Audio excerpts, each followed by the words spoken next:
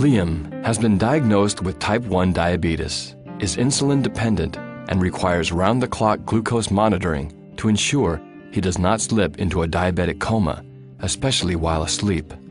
Shortly after Lisa Kelly found out her son had the condition, she learned of a new type of glucose monitor, one with 4 legs and a keen nose. Ron Pace had been training police canines for 30 years when Lisa asked him to try training a dog for her son. Ron quickly figured out how. We can teach a dog to be an explosive detection dog and a narcotic detection dog. I mean, dogs they can do a lot. It's a matter of showing them what you want them to do and when. And that's all we're doing. Pace now trains dogs at his center, using actions and rewards to detect high or low blood glucose levels on their owner's breath or skin. You're dropping down in a low. To the dog, it smells like a metal bucket, a real acetone type smell. The high is a real sugary, a little bit different. Now, when Liam's blood sugar level rises or falls to dangerous levels, Max will jump up and paw his chest, telling him to test his blood. A high or low reading wins Max a reward. The addition of Max in his life allows Liam to participate in sports like lacrosse, where at a recent game, Max once again came to the rescue. I was playing and apparently he's freaking out on the sideline with my mom. And halftime I checked and I was 2:15. You can smell it. Medical dogs like Max are making a difference in a growing number of households. He's big, he's hairy, and he slobbers all over the place. And for all of you at home, you're about to meet Duke. But Duke is more than just a mascot for the football team. Duke is on the sidelines of every game because Duke is a diabetic alert dog. He is there to assist Justin Gubster, the Tigers' starting right tackle. It's great having someone on the sideline who can tell you before I even feel it or before anything else can tell me. Justin wears an insulin pump, automatically giving him insulin all day.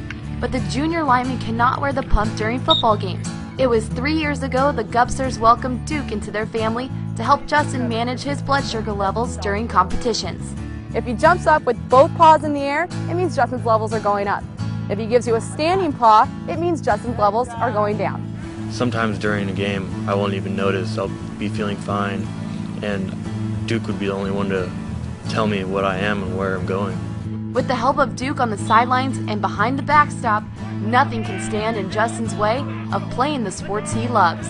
I live alone, and it's going to be an opportunity to feel safe at home and not have to worry about lows and passing out and having neighbors or like cab drivers find me on the floor. It's made me feel safer about going out socially with people who aren't necessarily sure what diabetes is, what it does, what effects it has on the mind and person's personality and how they act.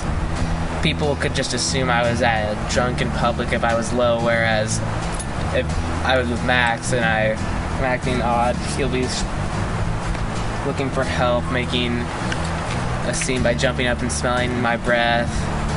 And he can also help alert me before anything fatal or drastic could happen, which could result in me being hospitalized. Having Max has allowed me to no longer be the diabetes sheriff around home.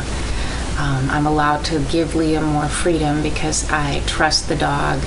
Implicitly, I know that he is detecting and monitoring Liam all the time, and it allows me to not ask Liam, what did you eat, what did you do, where are you going, what's happening.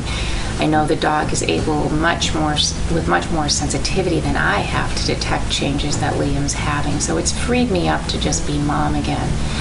It's given me peace of mind and security. Lisa has been so happy with Max, she decided to create the foundation Dogs for Cures.